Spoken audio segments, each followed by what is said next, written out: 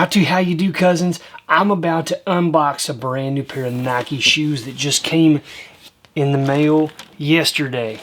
Why don't we check it out together? It's time for Rusty How To. Alright, cousins, I'm so stinking excited. I tell you what, the last probably 15 to 20 times that there's been a drop at 10 a.m. On the Nike app, I put in my name into the drawing and did not get it. It's so hard these days to buy these things as just a regular person on your phone or on your computer when these things drop, because people pay websites for these bots that issue hundreds, thousands of bids and trying to get in a second. And so to actually get in and be in the drawing and win the opportunity to buy some is harder and harder these days.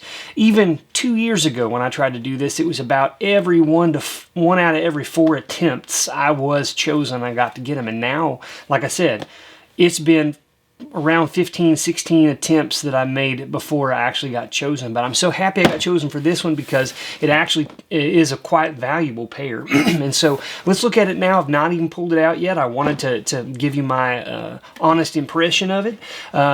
I do love Nike shoes, particularly Jordan 1, that style I really enjoy. And so I do have a few pairs of my own that I wear. I do have a few pairs that I have set aside to resell later at some later date whenever the value gets up to a certain threshold. And this pair particularly is awesome. I would love to keep these, but they're going to turn such a good profit that I cannot resist go ahead and just selling these. But I want to show them to you real quick. This is the box. It actually looks a lot cooler than the regular boxes of these Jordan 1s. Usually are black with the little gold emblem of Jordan kind of flying through the air with his basketball.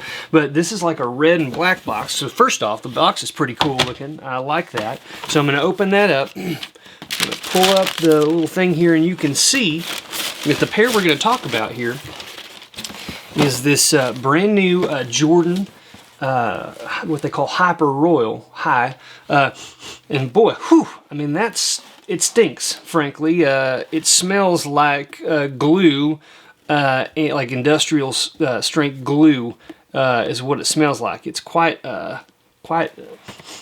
smelly, but that's okay. I can look past that because these are just slick looking shoes. They got this bluish, almost like blue jean look, like stonewashed blue jeans. Is kind of what they remind me of. Some of my jean shorts look like this, but anyhow, this kind of like faded blue, leather here, and accented by this nice white, and then you got this very light gray swoosh here, with also this kind of upper rim here with the gray. Now this is the same type of material, or same spot that they use this material on the original Jordans from 1985. I've had a couple of pair in my day. I've made some really good profit off of buying and reselling those, but this is the area here that can degrade very easily. So if you're going to wear these, they're gonna wear the quickest. And what this ends up doing is cracking and crumbling off. And so if you're going to hold on to a pair of Nike shoes like this for resale or for investment later on, you really want to keep it in more of an airtight container, a little plastic tub or something like that is fine. If I were going to keep this, I would keep it exactly like it is. I would keep this little, cardboard insert in here to keep the form of the shoe specifically. And I would also not even lace it up. I'd keep the laces in this little baggie. How it is originally packaged, if you can keep it like this, collectors especially love that. Everything that comes with it, you believe it or not, the little hanging cardboard tag that just has Nike on it and has Jordan from the original 1985 Jordan 1s, people are selling just the tags for hundreds of dollars. Way more than the shoes cost originally when you bought them in 1985, just the tag. And again, it's because they want all of the original packaging, including the box, and if you have the price tag on it, all the better. But anyways, talking a little bit more about this, just a super cool, you've got the dark blue color for the background here where you have the Nike. On the inside is the traditional tag. These are in size 11. That's the size I wear. I buy it in 11 because I never know if I decide I want to keep it and wear it, I can actually wear it because it's my size. If I were strictly buying this with only the intentions of reselling, typically around 5.5, 6.5, between 5 and 6.5 sizes tend to be carry the most returns, end up being the most valuable. And I don't know if that's because fewer of them are made. I'm not exactly sure why that is. Somebody out there, if you're seeing this, could maybe tell me why those tend to bring the more money. But you got this kind of the accent of you got the light gray swoosh, but then on the bottom, this rubber sole is that light gray too. It's just a very, very well made and well put together color scheme, I believe, and that traditional like sought after Jordan 1 high size. So I'm going to put this back. What I want to show you real quick, and this is what I always look at even before I buy shoes like this, is what are they going for? What is the resale value of these? In my mind, I need to make $100 in return for it to be worth it to me to turn around and resell these. Obviously, if I hold on to these for a year or two, I'm probably gonna, because Nikes in general tend to be going up in value. They're very hot right now. But this particular pair cost me $170. Now that's quite a bit of money. I would never spend that amount of money on a pair of shoes just for myself to wear with no intention of reselling. But let me show you on a couple of different websites, to actually 3 particular platforms that sell shoes. One is eBay. You're very familiar with that. That's where I make most of my money. Another 2, one is called GOAT, G-O-A-T, GOAT, and another one's called StockX. And those 2 sites are specific for reselling, for like the secondary shoe market. Big ones are Nikes and Adidas, but then several others as well. Let's just go take a look real fast at what this particular shoe is selling for in size 11 right now. Well, all right, here I want to show you. I pull up this in the GOAT app, and this is the very first thing that pops up. Here it is, the Jordan 1 Retro High OG Hyper Royal. This is the pair of shoes I have. If I slide down, if I click on it, it's going to show you here. It's newly released, and you can see the side, exactly what it looks like here. This is the pair I just showed you. It was released on the 17th, and if I go down to the bottom here, actually no, where's the, here in the bottom.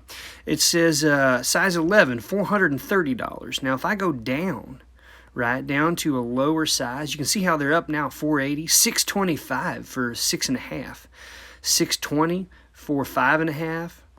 So 6.5 looks like it's the highest valued one at this time. Which, it's almost $200 more than the size I've got. But again, I wanted my size just in case I wanted to wear them. But if I wanted to sell them here, $430 is going to do it on this particular platform. All right, popping back over here to StockX. This is the other one I was telling you about. If I pull up on the main page, you can see here on the bottom left, because it's one of the newest ones and it is popular.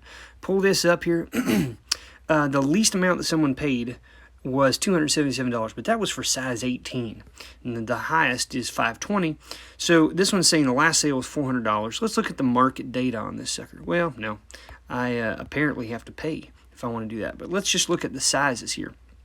Okay, it shows you here all these sizes. On here, $405 for a size 11. So if I were wanting to sell it today, I'd probably get on GOAT because I can get an extra $20-25. But let's just see if everything stays roughly the same. If you go down here, 6.5 is $584, and again, it's one of the highest ones. Ooh, look at 3.5. Size 3.5, $816. Good night. That's crazy. Again, I should probably target some of those lower sizes. But you know what? Part of the reason I got the 11 is maybe the other collectors or people who do this more often, they were targeting those lower ones. If I had tried to get a different size, I might not have been chosen. I'm not sure. So just happy I got what I got. But you can see again that the prices here, $170 was my cost. And it doesn't matter what size I would have bought. I stood to make $100 at a minimum off of this. So those are good platforms to take a look at. GOAT, you can actually sell ones for that don't have the box with them, like out of box. But with StockX, you have to have the original box. You have to scan the code, and then you send it into them for verification. Well, guys, as you can see, I can turn a real good profit off $170. Let's just say I sell this thing for $430 after I've made my cost back, and if I sell it on an online platform and I lose 13%, I'm still going to be making over $150 profit on something like this. One of my best flips, and I say best because of this, both the value I got and the speed I got, was a pair of Nike tennis shoes that I bought. It's been about 3 years ago now. I bought them on, I got selected to purchase them. I immediately put them on, I believe it was StockX, it might have been GOAT, but one of those two platforms. I put them on for sale, and I sold them within 5 minutes for $500 more than I paid for them. It was insane. I definitely see why there's such a big market out there for reselling these types of shoes, particularly the ones that are more sought after. But it's very difficult to get a pair of shoes like these unless you are heavily in that industry. And this is not the primary thing I sell. I sell mostly collectibles and antiques. You've seen that. Also a smattering of newer collectible toys, things like that, action figures and stuff. But anyhow, guys, I just wanted to kind of bring that to your attention. There is some good money to be made by buying shoes. If you're not interested in buying them online and trying to get in line and getting rejected time after time, you can always go out to places like Ross or Burlington Coat Factory.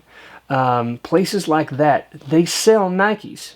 And they're going to sell them at somewhere between a 20 and up to 50% reduced price of what a typical retail cost would be.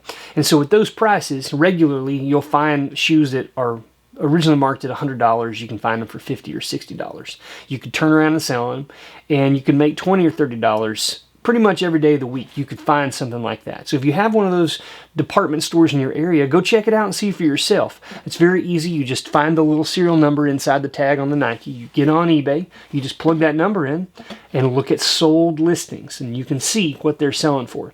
If they're not selling for more than $10 or $15, $20 more than what you paid with shipping, then it may not be worth it to you. But if it goes up from there, it's not that tough. A little pro tip, a lot of times when I buy these things at places like Ross, I'll get in my car, I'll get out my eBay app on my phone, I'll find good stock photos that came from Nike, I'll take screenshots of those, edit them down, I'll make the listing for my shoes that I just bought in my car. So before I even leave the parking lot, they're already listed on eBay. And this has happened on more than one occasion. I will have sold those shoes before the end of the day. And that is a great way to get a return. You get your money back really fast. Well, thanks so much, cousins. Thanks for stopping by. If you like videos like this, please like the video. If you haven't subscribed, consider doing that. Click that bell icon. Then you'll know when we put out new stuff. Putting out new things all the time. You guys have a great one. Rusty how